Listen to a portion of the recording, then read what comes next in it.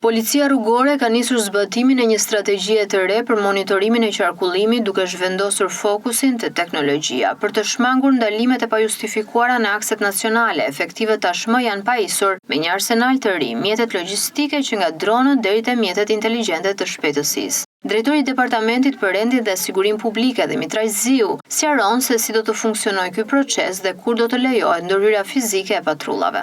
Në akset rrugore nacionale do të vijojnë monitorimin e qarkullimit rrugor nëpërmjet pajisjeve logjistike dhe patrullimeve të lëvizshme dhe shkeljet e konstatora nga mjetet logjistike do të verbalizohen në masa administrative, të cilat do të pasqyrohen në kohë reale tek Albania. Patrullat e policisë rrugore në akset nacionale do të ndryshojnë kur konstatojnë sjellje arrogante në rrugë, parakalime të njëpasnjeshme, manovra të gabuara apo shpejtësi te normat lejuara, të cilat janë rrezik potencial për përfshirjen e ngjarjeve rrugore.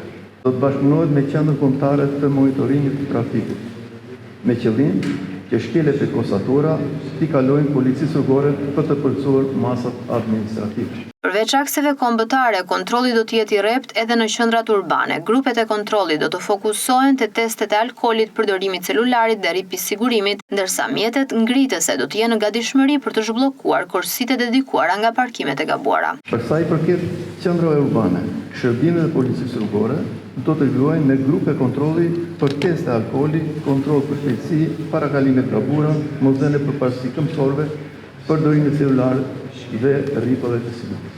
Parkimet e gabuara do të jenë në qendër të vëmendjes, duke përdorur dhe mjete ngrese për parkimet në korsitë të dedikuara, ku bllokohen lëvizjet e lira të ato mjeteve apo të këmbësorëve.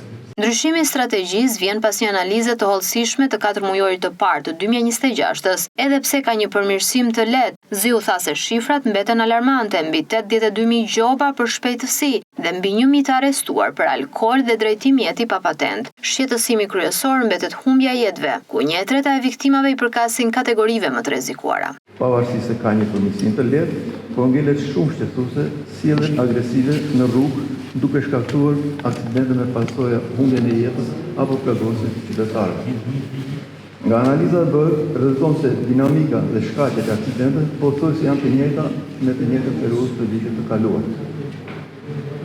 Për gjatë 4 muajve të këtij viti, si rezultati i monitorimit të qarkullimit rrugor, janë arrestuar gjithsej 1.009 shtetas, drejtues automjetër, për drejtim mjeteve në gjendje të dhëur dhe pa leje drejtimi. Sipas statistika, dallohet qartë se numri më i lartë i aksidenteve me pasojë ka si shkak shpejtësinë dhe më pas vjen sjellja e këmbësorëve.